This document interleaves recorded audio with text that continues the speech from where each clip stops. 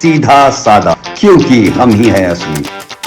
नमस्कार, आप देख रहे हैं सीधा साधा। इस समय एक ऐसा जश्न का माहौल पूरे देश में है क्योंकि वजह कुछ खास है। चंद्रयान 3 की जिस तरह से सफलतापूर्वक लैंडिंग हुई है उसके बाद पूरे देश में एक उत्साह का माहौल है क्योंकि एक नई ऊर्जा मिली है कि हम जो है दुनिया से बढ़कर भी कुछ काम कर सकते हैं। जो दुनिया सोच रही है हम उससे भी उठकर काम कर सकते हैं। और कहना गलत नहीं होगा जो कहा जाता है कि मोदी है तो मुमकिन है। और मेरे साथ अमिताभ त्रिपाठी जी मौजूद हैं, बहुत जाने माने विशेषज्ञ हैं, तमाम प्रोग्राम में हमारे शामिल हो चुके हैं। शुरुआत अगर मैं करूं अमिताभ त्रिपाठी सर आपसे, तो मैं सर्वप्रथम ये पूछना चाहूँगा कैसा मन में इस समय उत्साह का माहौल है आपके? जैसे आपका है उसी तरीके से हमको है। पूरा देश इस समय उत्साह के माहौल में है जी। और पूरे देश ने कल इस विषय को देखा और वो तनाव के 19 मिनट 140 करोड़ लोग अनुभव कर रहे थे। बिल्कुल। देश के इतिहास में ऐसा बहुत कम बार होता है जी। कि पूरा देश अपने सारे मतभेद छोटे छोटे भुलाकर एक ही उद्देश्य के साथ, एक भावना के साथ जुड़ा हो। हम लोग जब पढ़ाई करते थे तो हमको याद है कि सचिन तेंदुलकर जब खेलते थे उनका शतक होने वाला था तब वैसा लगता था। सही बात। और फिर जब कारगिल का युद्ध हुआ था तब ऐसी भावना देश में इस तरीके के आई थी। फिर 2007 में जब T20 वर्ल्ड कप धोनी ने जिताया था, फिर 2011 में जब विश्व कप जिताया था क्रिकेट का, तो पूरा देश एक सूत्र में बंध जाता है और बाकी सारी चीज़ें भूल जाते हैं लोग, सारे मतभेद, और एक ही उद्देश्य रहता है, वो है तिरंगा। बिल्कुल। वो कल पहली बार फिर देखने को मिला, बहुत अच्छा लगा। बिल्कुल। और इसमें जिस तरह से ब्रिक्स में पीएम मोदी इस समय साउथ अफ्रीका में है, लेकिन आपको ने अगर देखा हो विजुअल तो उसमें वो पूरे उत्साह के साथ न सिर्फ बैठे हैं बल्कि जैसे ही वो लैंड करता है तुरंत झंडा उठाते हैं और उसको लहराना शुरू करते हैं। उसके बाद उनकी स्पीच आती है। क्या कहना चाहेंगे इसके ऊपर? क्योंकि जिस तरह से कहा जाता है कि मोदी जी हर एक चीज़ पर नज़र रखते हैं। देखिए बहुत दूर है देश से इस समय, लेकिन उनकी नज़रें देश के सबसे बड़े कह सकते हैं जो गर्व करने वाला क्षण था उसके ऊपर लगी हुई थी। देखिए, इस पे राजनीति भी शुरू हो गई है, लेकिन मैं ये कहना चाहता हूँ कि हमारे वैज्ञानिकों को तो निश्चित रूप से इसका श्रेय जाता है और बरसों बरस की जो तपस्या रही है उनकी, उसको भी जाता है। विक्रम साराभाई जी का ये सपना था और उन्होंने जो इसरो के माध्यम से जो सपना देखा था उसकी पूर्ति हुई है, इसमें तो कोई दो राय नहीं है। लेकिन प्रधानमंत्री नरेंद्र मोदी ने जिस तरीके से वैज्ञानिकों को उत्साह दिया और विशेष रूप से 4 साल पहले जब ये मिशन थोड़ा सा असफल रह गया था, उसके बाद भी उन्होंने कहीं से भी मोराल गिरने नहीं दिया, संसाधनों की कमी नहीं आने दी। तो इसके लिए मोदी जी तो श्रेय तो उनको जाएगा ही जाएगा। आपने बात की और देखिए तुलनात्मक तो नहीं कहूँगा मैं इसे, लेकिन जिस तरह 615 करोड़ और वहीं रशिया का जिस तरह से 1600 करोड़ लगाने के बाद भी वो फेल हो जाता है, तो इन दोनों को कैसे देखते हैं आप? क्योंकि इतने कम बजट में, क्योंकि मैं अभी थोड़ी देर पहले ऐसे प्रोग्राम से पहले आपसे बात भी कर रहा था, आपने कहा कि हम बहुत जुगाड़ू लोग हैं। तो ये जो शब्द है और ये जो हम लोगों ने सफलता पाई है, क्या कहना चाहेंगे सबके बारे में? देखिए, भारत की जो जुगाड़ टेक्नोलॉजी है उसको ऑफिशियली डिक्शनरी में शामिल कर लिया गया है। जी बिल्कुल। तो ये जो है वो जिस तरीके से भारत ने पूरी दुनिया देख रही थी, बिल्कुल अभी तक कोई वहाँ नहीं गया था दक्षिणी ध्रुव में, क्योंकि खर्चा बहुत ज़्यादा लगता है और सबको लग रहा था कि पिछले कुछ वर्षों से थोड़ा रिसेशन भी रहता है पूरी दुनिया के अर्थव्यवस्था में। बिल्कुल। तो बड़े बड़े जो देश हैं विशेष रूप से सोचते थे कि अभी इनकी प्रायोरिटी में नहीं है। भारत ने इसमें लीड लिया और भारत ने केवल अग्रणी भूमिका निभाई, बल्कि कम पैसा खर्च करके बहुत सफलतापूर्वक इसको किया है। इससे पूरी दुनिया के जो वैज्ञानिक हैं बड़े उत्साह में हैं और वो देख रहे हैं कि ये कैसे संभव हो पाया। नासा ने भी इस पर अपनी प्रतिक्रिया व्यक्त की, यूरोपियन यूनियन के लोगों ने भी, उनके वैज्ञानिक संस्थाओं ने भी इस पर प्रतिक्रिया। तो ज़्यादा जो आपने प्रश्न बताया उठाया वो सही है।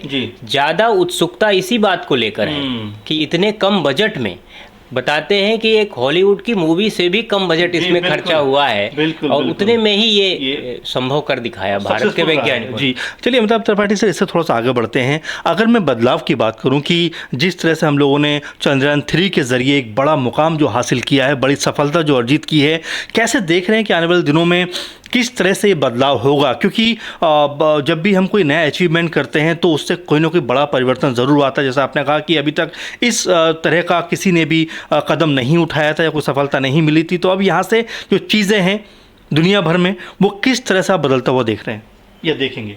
देखिए, भारत की हमारी जो सनातन संस्कृति है उसमें ओम शांति दो, शांति अंतरिक्ष शांति, पृथ्वी शांति, जी ऐसे मंत्र का जाप किया जाता है। बिल्कुल शांति मंत्र है ये। जी वैदिक काल से ही हमारे यहाँ पूरे ब्रह्मांड को लेकर, पूरा ब्रह्मांड मनुष्य से जुड़ा हुआ है। बिल्कुल उस चेतना के आधार पर हमारी ये संस्कृति काम करती है। जी उसी को ये चरितार्थ करता हुआ जी। ये जो मिशन वहाँ चंद्रयान, जी जो हमारा विक्रम लैंड हुआ है, बिल्कुल ये केवल भारत के लिए नहीं है, ये पूरी मानवता के लिए है। दक्षिणी ध्रुव चंद्रमा का वह स्थान है जबकि करोड़ों वर्षों से अंधेरे में है और उसको प्रकाशित करने का काम पहली बार भारत कर रहा है। जी।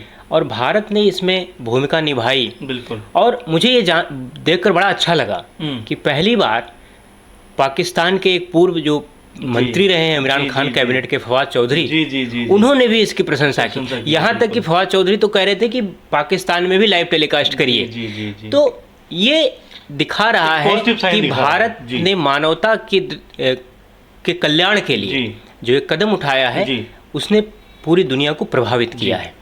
बिल्कुल। और अगर मैं इसके आर्थिक पहलू में बात करूं तो क्या कुछ आर्थिक के पहलू भी इसके बदलते हुए नजर आएंगे? क्योंकि भारत ने जिस तरह सफलता अर्जित की है, क्योंकि मुझे याद आता है कि जब बहुत सारे मुस्लिम देशों को तेल मिला उसके बाद बहुत सारी चीज़ें बदलीं, तो यहाँ से जो भारत को सफलता मिली है तो किस तरह से दुनिया भर में जो आर्थिक चीज़ें वो बदलेंगी और क्या भारत की जो मजबूती है, खासकर अगर हम बात करें चंद्रयान 3 की बात, तो क्या वो ज़्यादा मजबूत होती हुई नजर आएगी? देखिए, इसका दो तात्कालिक प्रभाव पड़ेगा। जी। पहला तो यह है कि स्पेस टेक्नोलॉजी जी एक अर्थव्यवस्था का नया रास्ता खोलेगी। बिल्कुल। जैसे 2000 के आरंभ में हमने देखा था कि ये जो इंटरनेट आया, कंप्यूटर आया, इन सब वजहों से भारत की अर्थव्यवस्था को गति मिली। इलेक्ट्रॉनिक मीडिया भी आया था उसी समय। जी। इन वजहों से भारत में काफ़ी बड़ा एक परिवर्तन आया था। फिर सॉफ्टवेयर से रिलेटेड जो लोग थे उन्होंने पूरी दुनिया में अपना डंका बजाया। वहाँ से भारत की ब्रांडिंग जो है एक बहुत ही आधुनिक, ऐसे कि भारत के लोगों के पास बहुत तेज दिमाग है और अन्वेषण की क्षमता बहुत ज़्यादा है। इसके चलते हमारे लोगों का बहुत दुनिया में सम्मान बढ़ा था। मुझे लगता है कि अब स्पेस टेक्नोलॉजी की वजह से एक नया क्षितिज खुला है हमारे लिए। बिल्कुल। भारत में युवाओं के लिए करियर इसके लिए खुलेगा। मैं कल जब टीवी पे देख रहा था तो मैं इसकी तुलना करूंगा 1983 में जब कपिल देव ने अपने हाथ में लॉर्ड्स की बालकनी में वर्ल्ड कप उठाया था। उसके बाद भारत में गली गली में बच्चे क्रिकेट खेलने लगे और क्रिकेट हुआ, उसमें से सचिन तेंदुलकर निकल कर आए और भारत का पूरा अगले 10 साल में पूरा न केवल क्रिकेट चेंज हो गया बल्कि उसने भारत की ब्रांडिंग भी की। उसी तरीके से कल मैं देख रहा था कि छोटे छोटे बच्चे स्कूलों में तो साइंटिफिक टेम्पर से स्पेस टेक्नोलॉजी के प्रति आकर्षण इन सब चीज़ों से बढ़ेगा और लोगों के मन में जिज्ञासा आएगी। लोग अपने बच्चों को साइंस पढ़ाने के बारे में, टेक्नोलॉजी पढ़ाने के बारे में, क्योंकि उनको लगेगा कि अभी तक क्या है कि साइंस का मतलब होता है इंजीनियर बनना। बिल्कुल। तो इंजीनियर बनाने के चक्कर में 50-60 साल से हमारी पीढ़ी बर्बाद हो रही है। अब लोगों को लगेगा स्पेस टेक्नोलॉजी में जा सकते हैं, हमारा बच्चा चंद्रमा पर जाएगा, एक्सप्लोर करेगा, शुक्र ग्रह पर जाएगा, मंगल ग्रह पर जाएगा। और दूसरी बात जो हमारे प्रश्न का दूसरा जो इसका जो उत्तर होगा वो ये है कि इसमें जो आपने पेट्रोलियम पदार्थों वाली बात, ये बस सच है। अभी हम नहीं जानते हैं कि वहाँ दक्षिणी ध्रुव पर कितनी कितनी मिनरल्स हैं और क्या क्या चीज़ें हैं। अब वहाँ से जब डेटाज आएंगे तो उसके बाद फिर जब वो चीज़ें पता लगेंगी तो एक्सप्लोर करने के लिए, वहाँ उन मिनरल्स को एक्सप्लोर करने के लिए काफ़ी कंपटीशन होगा। हो सकता है कि एक्सप्लोरेशन के लिए कोई सेंटर बनाने की बात आए। चूंकि भारत इसमें अग्रणी भूमिका निभा रहा है तो निश्चित रूप से इसका श्रेय भी मिलेगा, नेतृत्व भी भारत ही करेगा। तो मुझे लगता है कि ये जो दौर है कि वहाँ जो कुछ भी मिलेगा उसको एक्सप्लोर करने के मामले में भारत के साथ सबको चलना पड़ेगा, चाहे वो अमेरिका हो, चाहे रसिया हो, चाहे कोई भी देश हो। तो उन लोगों को निश्चित रूप से भारत ने इस दिशा में बहुत बड़ा क्रांतिकारी काम कर दिया है और भारत का जो स्टेचर है पूरी दुनिया में बहुत एकदम से बढ़ गया है और इसका अर्थव्यवस्था पर निश्चित प्रभाव पड़ेगा। क्योंकि आज आप ही बता रहे थे कि सेंसेक्स ने बहुत उछाल भरी है। बिल्कुल। इसकी वजह से हमारे जो वैज्ञानिक हैं और हम जो बात कर रहे हैं कि 615 करोड़ में, आपने बहुत अच्छा एक बात रखी कि हॉलीवुड फिल्म भी शायद इतने में नहीं बनती है कई बार, और बड़े बड़े महंगे बजट पर जाती है। उससे कम पैसे में हमारे वैज्ञानिकों ने एक ऐसा करिश्मा कर दिखाया है जो इससे पहले कोई नहीं कर पाया। तो हमारे वैज्ञानिकों के लिए आपकी तरफ से क्या कहना होगा, और साथ में जिसका तरह से उन्होंने सफलता को अर्जित किया है उस सफलता को आप कैसे देखते हैं, क्योंकि आने वाले दिनों में आप जैसे कह रहे हैं कि इसके बाद उत्साह कहीं ना कहीं बच्चों में जाएगा। तो इन दोनों ही सवालों के मैं जवाब आपसे चाहूँगा कि कैसे देख रहे हैं दोनों चीज़ों को आप। देखिए, मैं शायद ग्रेजुएशन में था तो मैंने दूरदर्शन पर एक शॉर्ट फिल्म देखी थी उस समय। उसमें एक वैज्ञानिक हमारे देश का था, बहुत बड़ा इन्वेंशन उसने किया जी, और वैसे कहानी थी जी, इन्वेंशन किया, लेकिन वो फ्रस्ट्रेटेड हो गया, किसी ने उसकी सुनी नहीं, सारे लोग उसकी हंसी उड़ाते रहे। वो अपना पेपर लेकर गवर्नमेंट के इस डिपार्टमेंट में जा रहा है, इस डिपार्टमेंट में जा रहा है, उससे लोग कम पैसा मांग रहे हैं, घूस मांग रहे हैं फाइल आगे बढ़ाने के लिए। वो भारत के प्रधानमंत्री तक कभी उस प्रोजेक्ट को लेकर नहीं पहुंच पाया और उसको अंत में आत्महत्या कर लेनी पड़ी।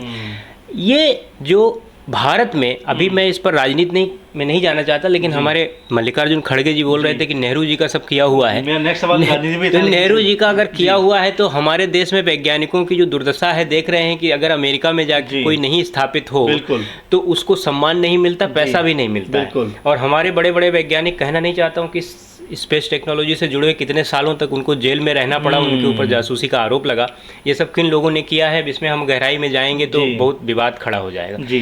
केवल मैं इतना कहना चाहता हूँ कि हमारे देश में वैज्ञानिकों को उस तरीके का प्रोत्साहन नहीं मिल रहा था। नरेंद्र मोदी जी के आने के बाद उन्होंने स्पेस मिशन लिया। पहली बार उन्होंने सोचा कि भारत जैसा देश, लोग हंसी उड़ाते रहे जब वो वंदे भारत की बात करते हैं, ट्रेन की, तो भी लोग हंसी उड़ाते हैं।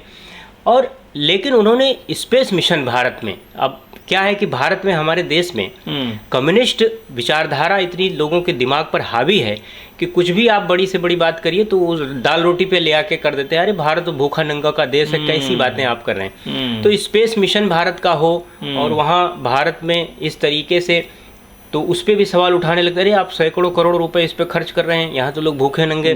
तो आप हमेशा, जब आप एक्सप्लोर नहीं करेंगे, नए आयाम नहीं स्थापित करेंगे, तो हमारी इकोनॉमी कैसे बढ़ेगी, हमारे देश में नए नए कैसे विकास होंगे जी। और तो उन्होंने स्पेस मिशन के माध्यम से जो नई नीति बनाई, इसका ही ये परिणाम है, और उन्होंने पूरा प्रोत्साहन दिया है।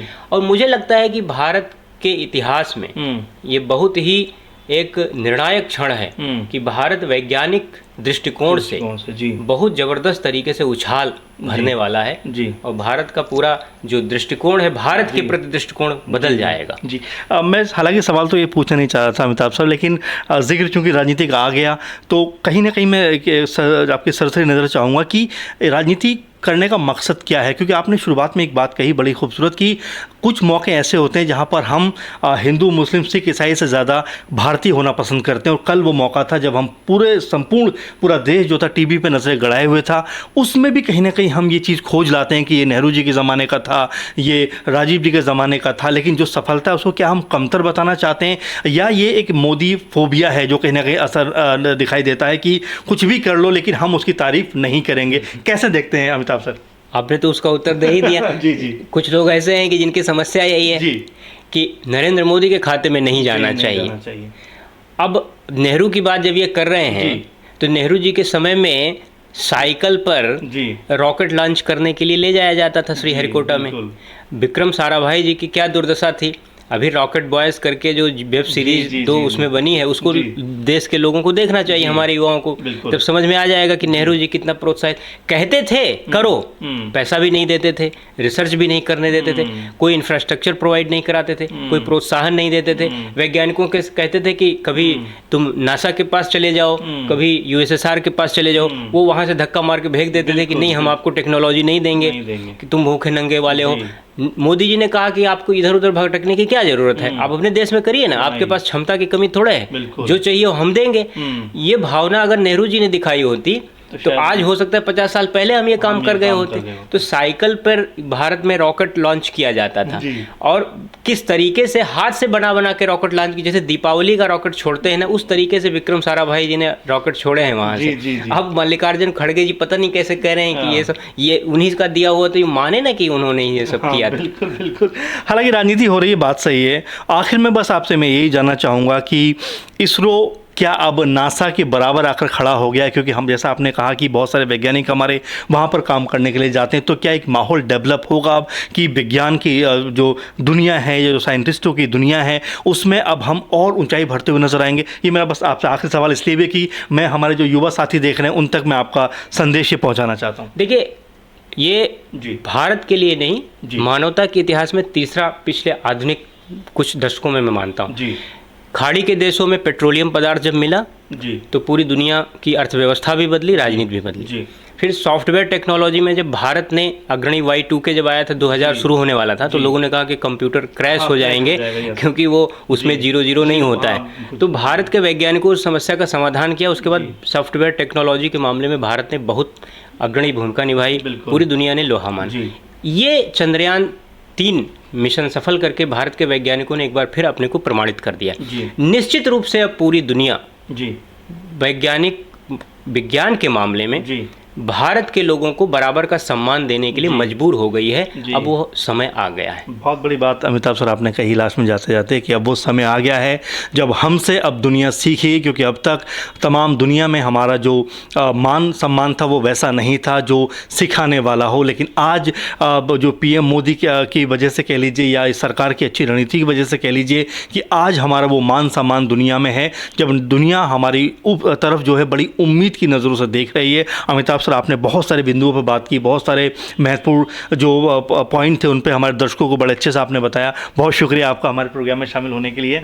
और आप लगातार ऐसे ही देखते रहिए, महत्वपूर्ण मुद्दों पे आपसे चर्चा करते रहेंगे, आपके सामने इस तरह की डिबेट और इस तरह के शो लेके आते रहेंगे। आप यूं ही जुड़े रहें, लगातार सब्सक्राइब करते रहें हमारा चैनल। नमस्कार।